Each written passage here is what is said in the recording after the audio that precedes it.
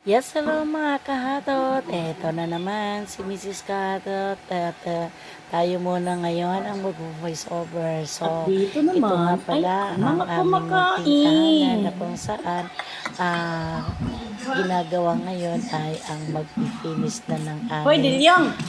Huwag ka dyan! Dilyong! wall. Ayan.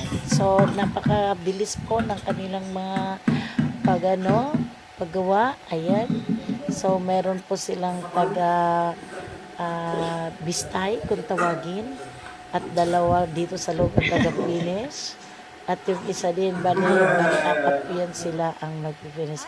So, kaya po namin dito pinapinish dahil gustong-gusto ni Kahatot na mapinish na ito para makita naman daw niya ang kanyang pinaghirapan sa Korea. Bahala na daw yung utang niya basta ma-finish at gumanda ang pisngi ng kanyang tahanan.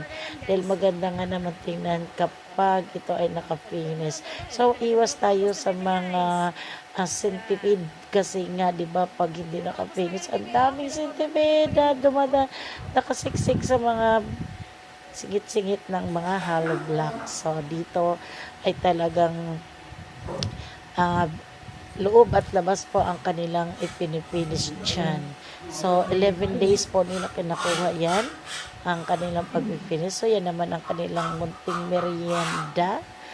Puto, kutsinta with soft drinks. Ayan, kaya medyo kagulo ang aming bahay dahil nasa loob din yung mga simento ng nilagay sa bahay. Ayan po, kagulo pang kami mga gamit dito sa isang kwarto dahil lahat yan ay pinagsama-sama ko sa isang kwarto. Nandyan din yung aking anak na PWD. So, para ma-finish na yung ibang parts ng ating tahanan. So, yan guys.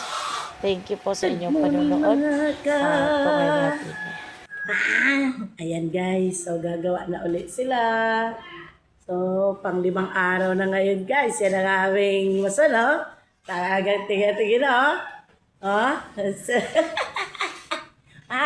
Oh. Ayan. Ay.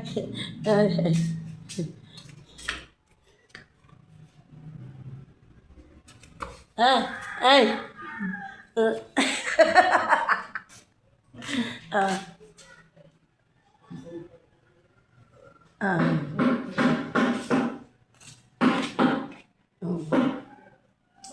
Tapos, so,